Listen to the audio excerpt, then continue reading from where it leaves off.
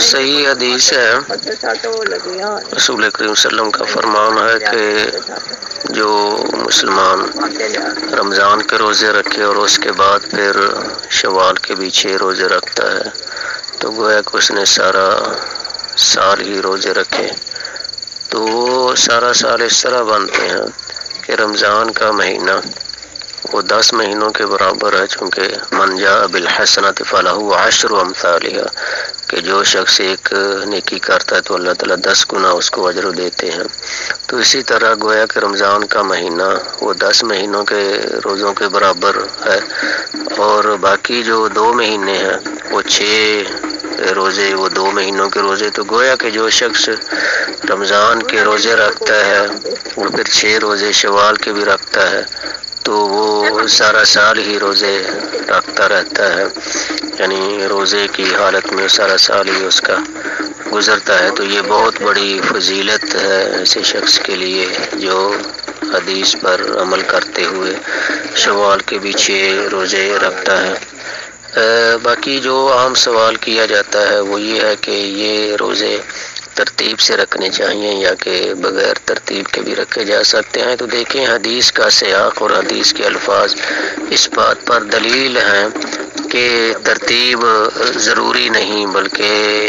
6 پورے کرنے بس ٹھیک ہیں، ترتیب نہ بھی ہو تو کوئی حرج والی بات نہیں ہے، یعنی کہ ضروری نہیں کہ پہلے 6 ہی رکھے جائیں بلکہ بے شک مہینے کے آخری ہفتے میں 6 روزے رکھ لیے جائیں یا وقتاً فوقتاً رکھ لیے جائیں، ان میں ایام بیز ہیں یعنی کہ 13، 14، 15 اور اس کے بعد رکھے جا سکتے ہیں۔ اس طرح جس طرح آدمی کو سہولت ہو یا موسم اگر بہتر ہو تو آدمی رکھ سکتا ہے، تسلسل ترتیب کے ساتھ بھی رکھ سکتا ہے اور بغیر ترتیب کے بھی، یعنی جس طرح سہولت ہو، اصل 6 روزے پورے کرنے ہی سنت ہے۔ اچھا، دوسری یہ جو بات کہی جاتی ہے یا مسلمانوں میں مشہور ہے کہ جو آدمی شوال کے روزے رکھنا چاہتا ہے اس کے لیے 2 شوال کو روزہ رکھنا ضروری ہوتا ہے، یہ لوگوں میں مشہور بات ہے، حدیث سے اس کی تائید نہیں ہوتی، لہذا یہ کوئی ضروری نہیں ہے، یہ لوگوں کی بات ہے اور سنی سنائی بات عوام میں مشہور ہو گئی ہے، اس کی کوئی دلیل نہیں ہے۔ اچھا، اسی طرح اس کے ساتھ ساتھ ایک اور معاملہ کہ کچھ لوگ ایسے ہیں جو بیماری کی وجہ سے یا سفر کی وجہ سے یا کوئی اور ایمرجنسی کی بنا پر رمضان کے کچھ روزے نہیں رکھ سکے، تو وہ ان پر قضائی دینا ضروری ہے اتنے روزوں کی، یعنی جو دائمی مریض ہیں یا بوڑھے ہیں یا اس طرح کے لوگ وہ تو فدیہ دے سکتے ہیں، لیکن جو صحت مند ہیں ٹھیک ہے تو وہ فدیہ کی بجائے قضائی دینے کے پابند ہیں آئندہ رمضان سے پہلے۔ اچھا، اب یہ ہے کہ اگر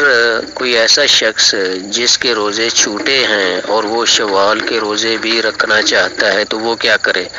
تو اس کی 2 صورتیں ہیں۔ پہلی صورت تو یہ ہے کہ جتنے روزے اس کے رمضان میں چھوٹے ہیں پہلے وہ روزے رکھے اور اس کے بعد پھر 6 روزے شوال کے رکھے،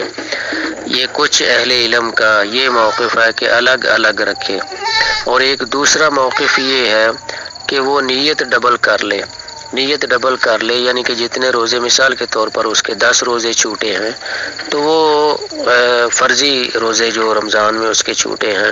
شرعی عذر کی بنا پر، تو وہ فرضی روزے کی نیت کرتے ہوئے ساتھ نفلی کی بھی نیت کر لے، تو اس طرح چونکہ نفل جو ہے وہ فرض میں آ جاتا ہے تو اس طرح اس کا وہ نفل بھی ادا ہو جائے گا اور فرض روزہ بھی اس کا ادا ہو سکتا ہے۔ واللہ عالم۔ السلام علیکم۔